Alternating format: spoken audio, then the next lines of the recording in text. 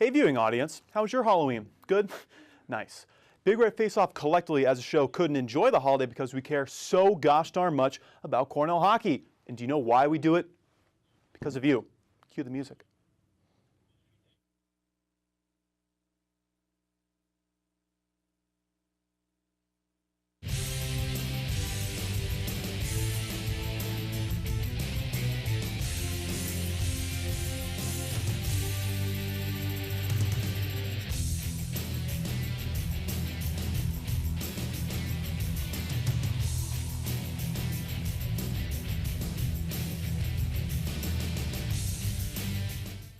I barely had any candy this weekend.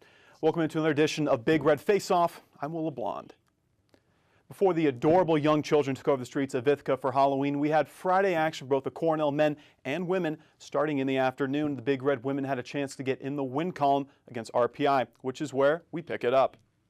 Garage with tonight's second period play-by-play. Pleased to welcome in my broadcast partner, Will LeBlond. Thank you, Grace. Second period underway. Kellen Jones, a lone goal scorer, plays it back to Fadoon. Just 20 seconds into the second frame. Phil Veroni, Hensick bound, comes loose to Ben Harper.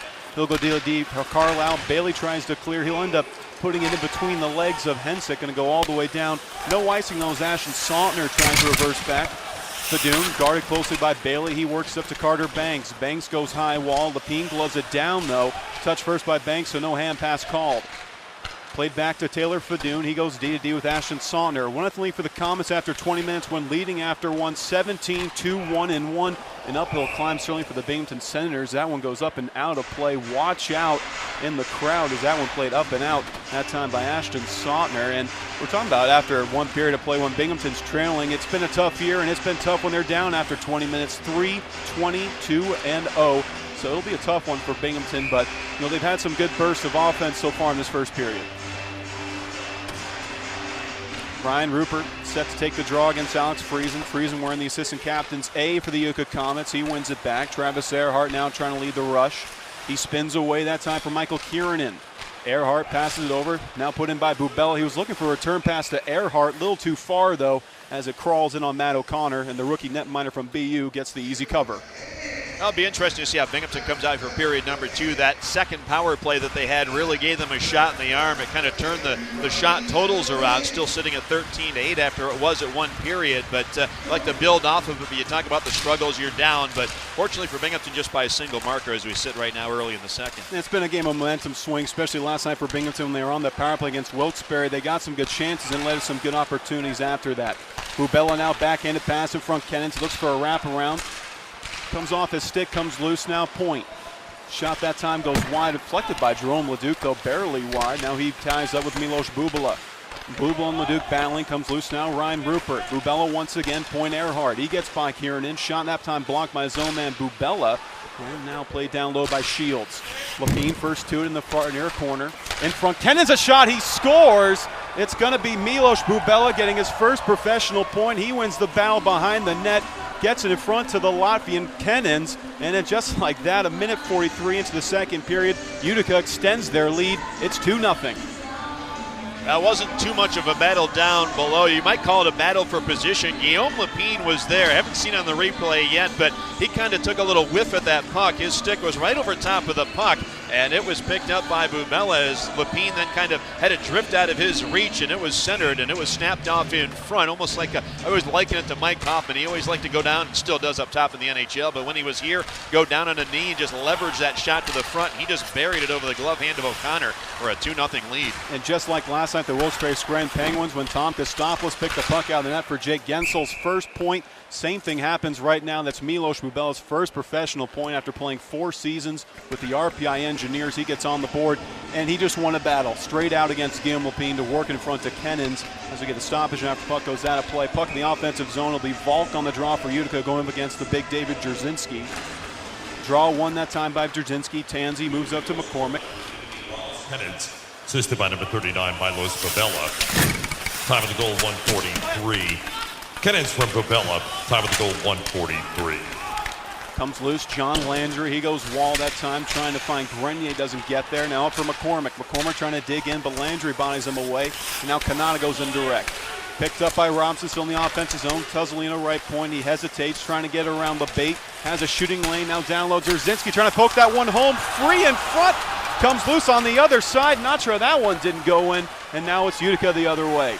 Grenier dekes around McCormick. Grenier inside, looking for a shot lane. Blocked away by Tansey.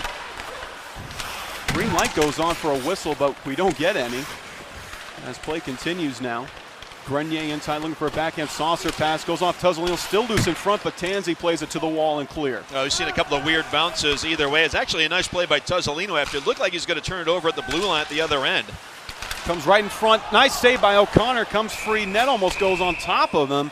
It was thrown in front that time. Looked like it might have been Castles who did it. Comes off the right pad of O'Connor. And with Grenier barreling down hard, O'Connor with a follow-up stop. And then that's such a dangerous play sometimes for netminders when the cage starts coming on top of them. But luckily for the rookie goaltender, he avoided the damage. Going back to the play that Tuzzolino was making prior to that sequence, it was a nice little move to make some space in the right circle. He found Pacey Bailey down low and actually played the pass right between the skates of a Utica defender. Bailey then tried to bank it home off the goal pad, or the pad of Kanata, and it looked like he was just kind of wrapped around the goalpost, and I was focused on that thinking the puck was underneath him. All of a sudden it came free over in the right circle, and then we had a couple of weird hops in the Binghamton zone that nearly resulted in a Utica goal.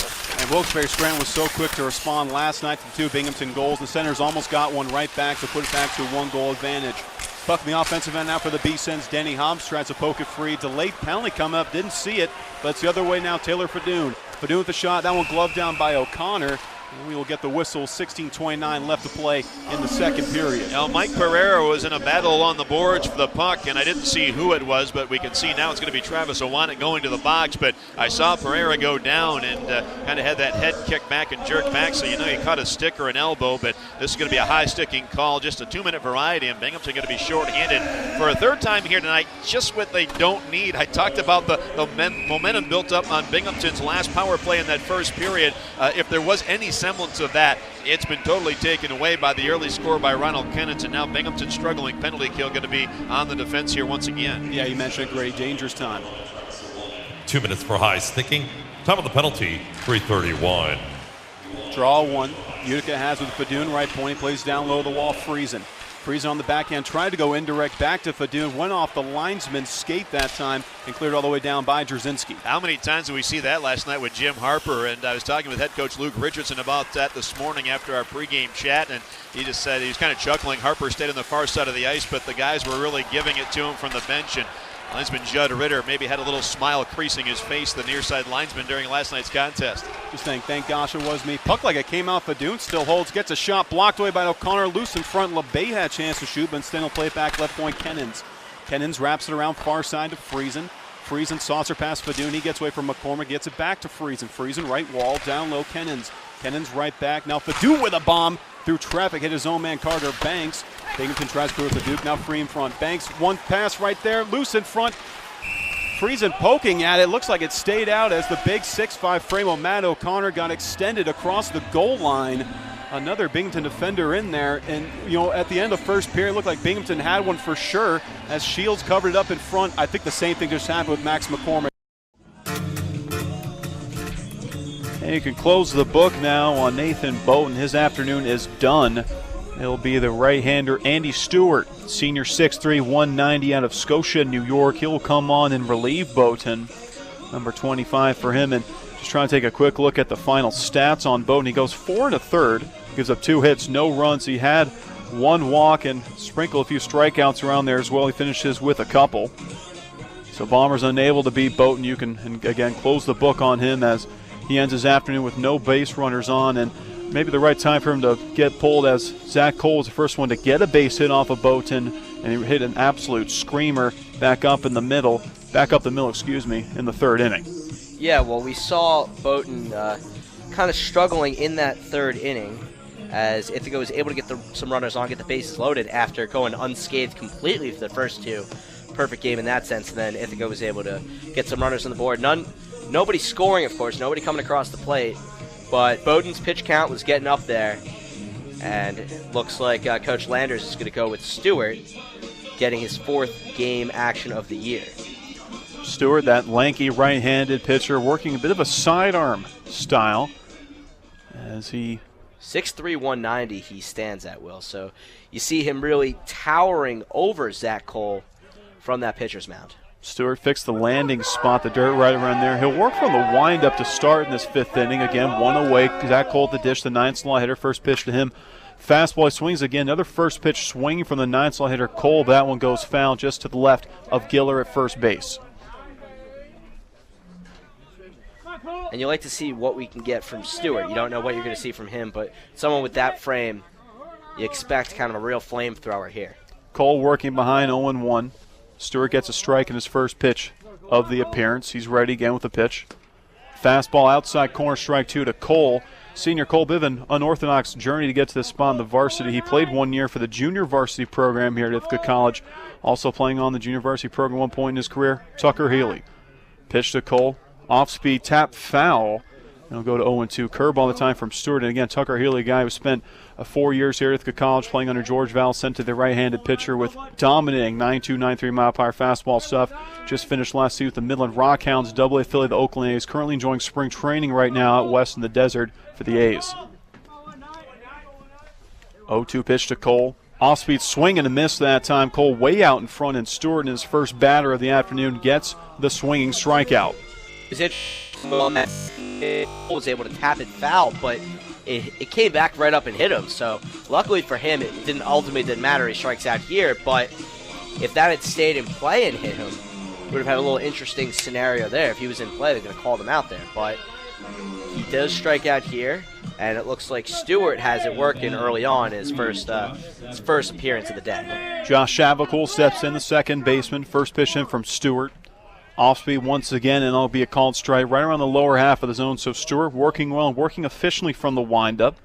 Shavakul 0 for 2 on the afternoon. He did reach on an error in the 3rd inning as Giller dropped the ball. Stewart ready with the pitch. Off-speed again. That one just misses low and out. Count goes to 1-1 against Shavakul. 2 outs, bottom half of the 5th. Bombers trail this one 1-0 to SUNY Oswego. First run came at the top of the 1st. It's been the difference to this point. Stewart the righty, ready fastball, low and out. That one gets back to the backstop. Count goes to 2-1 against the junior Shavakul. Shavakul really seeing the ball well from the windup. He's seen a lot of pitches go by in his first 2 appearances, and he was able to get on an error last time up in the 3rd. Stewart from the windup, the righty ready. Sidearm pitch just misses. Not sure where. Looked pretty good from our broadcast vantage point here up above the Ithaca College dugout here down the left field line. But count goes to 3-1 anyway. Shavakul ready the pitch. Hit down to right field. Looks like it's going to drop, and it will. Curls down the line from the 326 marker. Shavakul running first on his way to second. Throw comes in from right field, but he will get there standing. A 2-out double that time from Shavakul. 3rd hit on the afternoon for the Bombers, and they have something cooking now in the bottom half of the 5th. Josh Shavakul gets a lot of real backspin on that ball as he goes opposite way with it.